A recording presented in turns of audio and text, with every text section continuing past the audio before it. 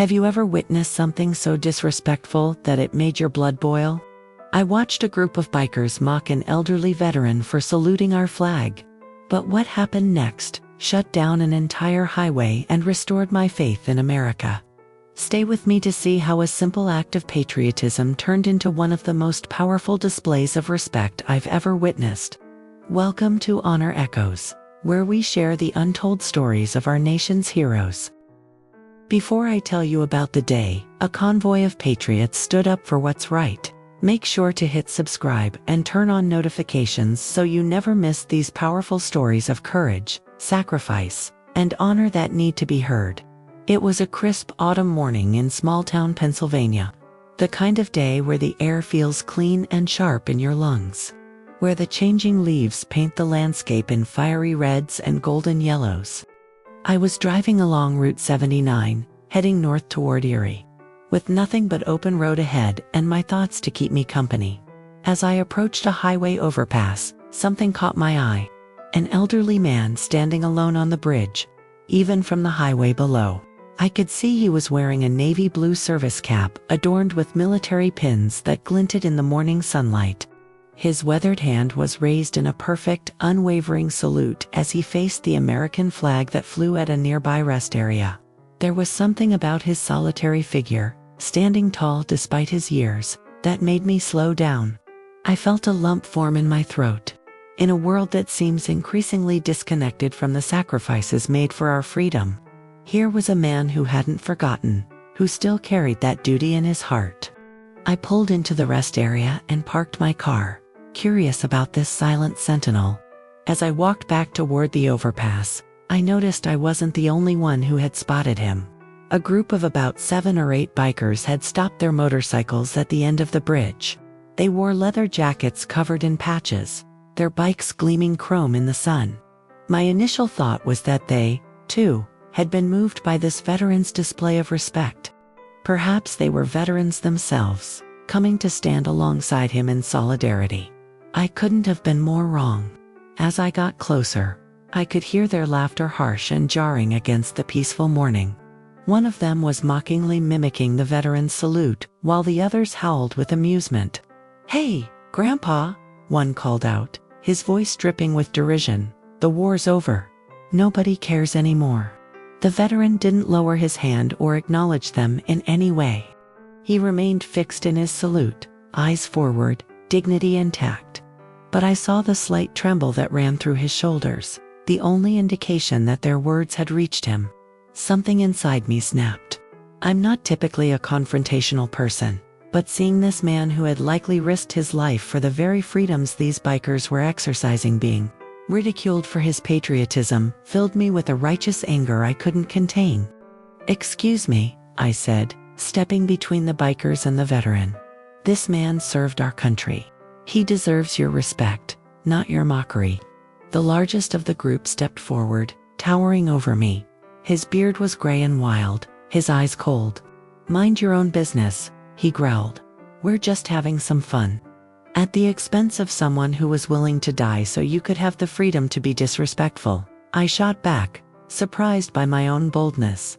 "That doesn't seem right to me."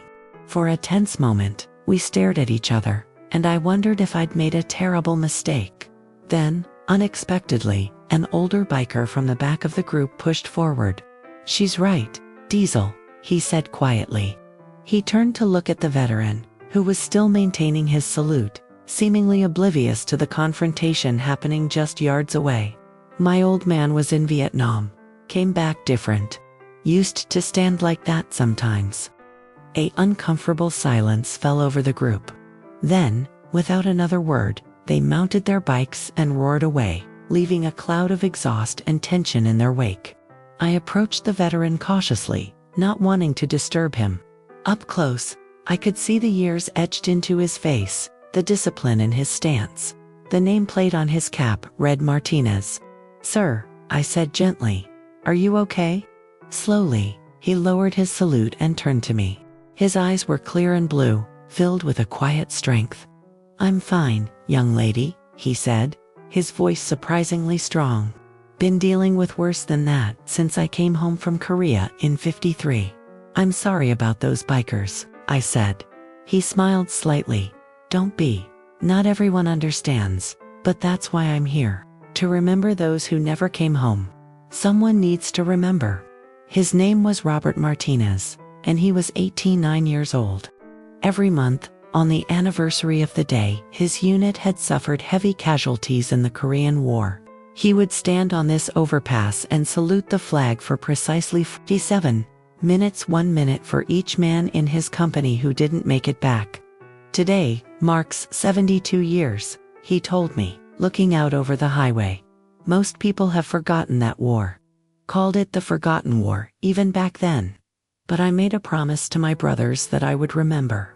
So here I am." I stood with him as he told me stories about the men he'd served, with young men who never had the chance to grow old, to see their children grow up, to experience the country they died protecting. Each name he mentioned was spoken with reverence, his memory of them still vivid despite the decades that had passed. As we talked, I noticed more vehicles pulling into the rest area below. A few people were pointing up at us, phones in hand. I realized with a sinking feeling that one of the bikers must have posted something online, perhaps continuing their mockery on social media. "Mr. Martinez," I said, "maybe we should go. I think those bikers might have posted something online, and I don't want you to face any more disrespect today." He shook his head firmly. "I've never left early, and I don't intend to start now. I've got 17 more minutes to stand for my brothers." So we stood together, him in his silent vigil, and me in silent support. As the minutes passed, I noticed something strange happening on the highway below. Traffic was slowing, not because of an accident or construction, but because vehicles, dozens of them, were pulling onto the shoulder. "Mr. Martinez," I said, touching his arm gently. "Look. Below us, people were getting out of their cars and trucks. Many were veterans themselves, judging by the caps and jackets they wore. They stood at attention, facing the same flag that Mr. Martinez had been saluting. Some saluted, others placed their hands over their hearts. And then, in the distance, we heard the rumble of engines. Not just a few, but many, growing louder by the second. Around the bend in the highway came a sight I will never forget, a convoy of vehicles stretching as far as the eye could see. Trucks with enormous American flags flying from their beds. Cars with veteran stickers on their bumpers. And, most surprisingly, hundreds of motorcycles, not just any motorcycles, but riders from legitimate veterans motorcycle groups like the American Legion Riders, the Patriot Guard, and VFW Riders. They moved in perfect formation, slowing as they approached the overpass where we stood. The highway, normally busy with fast-moving traffic, had effectively been shut down by this impromptu procession. "What's happening?" Mr. Martinez asked, his voice cracking with emotion. I checked my phone and found that a local veterans group had seen a post about the disrespectful bikers and had put out an emergency call for support. The response had been overwhelming. Veterans and patriots from across the region had dropped everything to come stand with one of their own. As the convoy passed beneath us, many riders looked up and saluted. Some called out words of support. "We've got your six, brother. Thank you for your service. Standing with you, sir." Tears streamed down Mr. Martinez's weathered cheeks, but his salute never wavered. For the first time in 72 years of his monthly vigil, he wasn't alone in his remembrance. What happened next was even more extraordinary. The convoy didn't just pass by, it stopped. The riders parked their vehicles along both sides of the highway, creating a corridor of chrome and steel. One by one, they dismounted and climbed the embankment to the overpass where we stood. A man in a leather vest covered with military patches approached Mr. Martinez. He was tall and carried himself with the unmistakable bearing of a soldier. "Staff Sergeant Robert Martinez?" he asked. Mr. Martinez lowered his salute and stood at attention.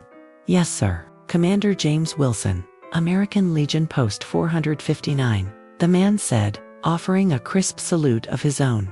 Word reached us that one of our own was being disrespected while honoring his fallen brothers. We decided that wasn't going to happen on our watch. More veterans gathered around, forming a protective semicircle. They introduced themselves one by one, each offering a salute to Mr. Martinez. There were veterans from every conflict from World War II to Afghanistan. Men and women of all ages, united by their service and their respect for this elderly Korean War veteran. "The men I'm honoring today," Mr. Martinez said, his voice thick with emotion. "They never got to see this kind of respect. When we came home, there were no parades, no thank yous. Most people couldn't even find Korea on a map. That's why what you're doing matters, sir," Commander Wilson said, "because you're keeping their memory alive. And as long as one person remembers, they're never truly gone." Mr. Martinez checked his watch. 3 more minutes, he said, and resumed his salute. Without a word, every veteran on that overpass joined him, saluting in perfect unison. Below, on the highway, other veterans and civilians alike stood at attention.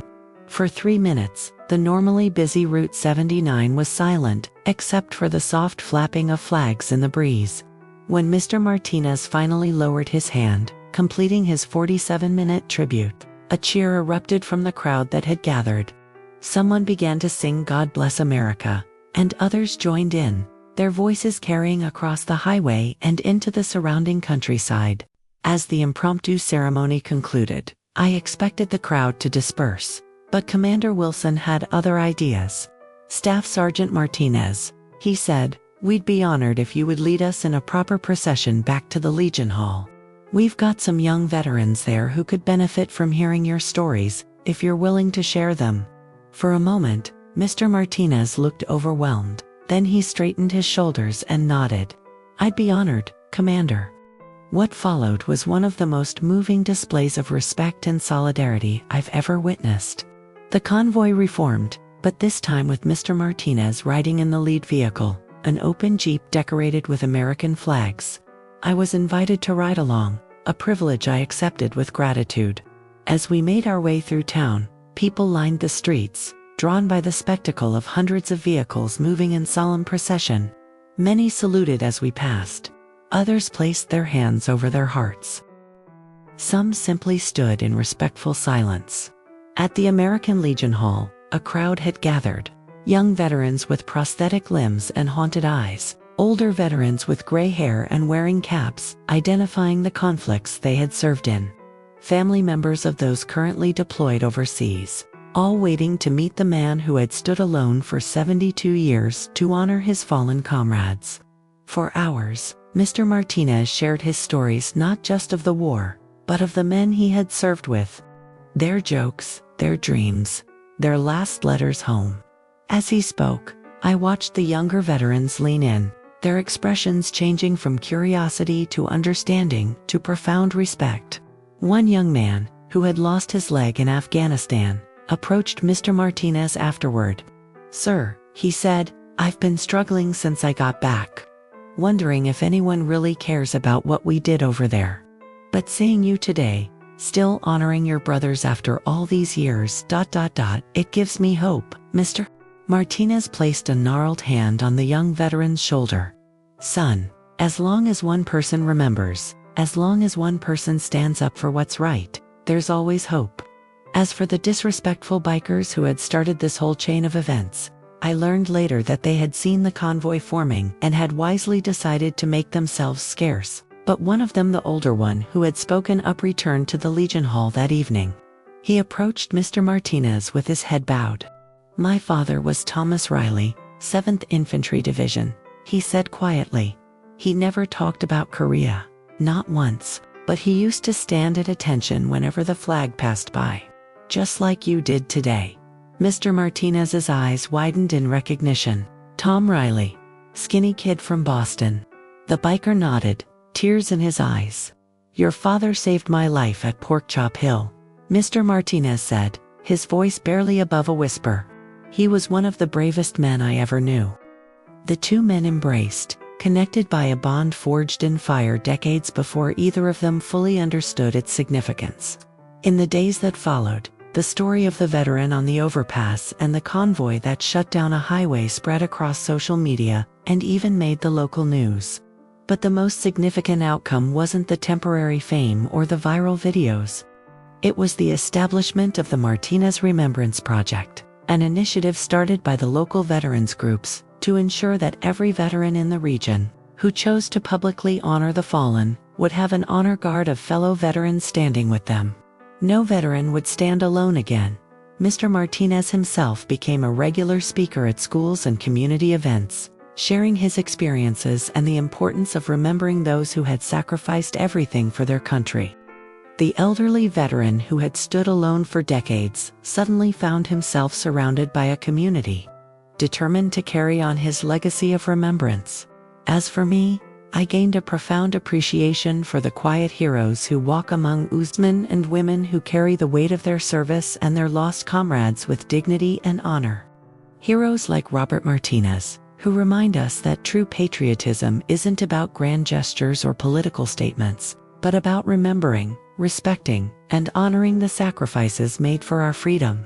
The highway incident became a powerful reminder that while a few misguided individuals might mock what they don't understand, there are still many Americans ready to stand up for what's right, to honor those who served, and to ensure that the sacrifices made for our freedom are never forgotten. 6 months after that memorable day, I received a call from Commander Wilson. Mr. Martinez had passed away peacefully in his sleep. In accordance with his wishes, his memorial service would include a procession across the same overpass where he had stood for so many years. On the day of the procession, I expected a good turnout, but what I witnessed took my breath away. The highway wasn't just temporarily slowed, it was officially closed by the state police, who provided an escort for the miles-long convoy of vehicles. Veterans from across the country came to pay their respects. The governor issued a proclamation declaring it Robert Martinez Remembrance Day throughout the state. Military aircraft performed a missing man formation overhead as Mr. Martinez's flag-draped casket crossed the overpass. Thousands of people stood at attention, honoring a man most of them had never met, but whose dedication and character had touched them deeply. In that moment, standing among so many people united in respect and gratitude, I couldn't help but think of how this all began with a small group of disrespectful bikers who couldn't understand the meaning behind an old man's salute. Their mockery had backfired spectacularly, not only rallying an entire community to stand against disrespect, but also helping to create a lasting legacy that would ensure veterans like Robert Martinez would never stand alone again. The Martinez Remembrance Project continues to this day, with thousands of members across all 50 states. At highway overpasses, memorial sites, and veterans cemeteries across America, those who choose to publicly honor the fallen now find themselves joined by fellow citizens who understand that remembering is not just a personal duty but a national one. And it all began because one elderly veteran refused to forget his promise to his fallen brothers, and because a community refused to let him be disrespected for keeping that promise. Sometimes, standing up for what's right doesn't just change a moment, it creates a movement. The disrespectful bikers had laughed at a veteran saluting the flag, but in doing so, they inadvertently helped create one of the most powerful expressions of national unity and respect I've ever witnessed. As I drive past that overpass now, I often see veterans standing in quiet remembrance, never alone, continuing the legacy that Robert Martinez began all those years ago. And I'm reminded that in a world that sometimes seems divided beyond repair, there are still things that can unite us: respect for sacrifice, honor for service, and the understanding that freedom is never free. That day on the highway changed something in me forever. It showed me that even when it seems like our values are being forgotten, there are still Americans ready to stand up for what's right. If this story moved you, please hit that subscribe button and join our Honor Echoes community. Every veteran has a story that deserves to be told, and with your support, we can ensure these powerful testimonies of courage and sacrifice continue to echo through generations. Share this video with someone who needs to be reminded of what makes America great: its people, who at their best, still know how to come together and honor those who served. I'll see you in the next video.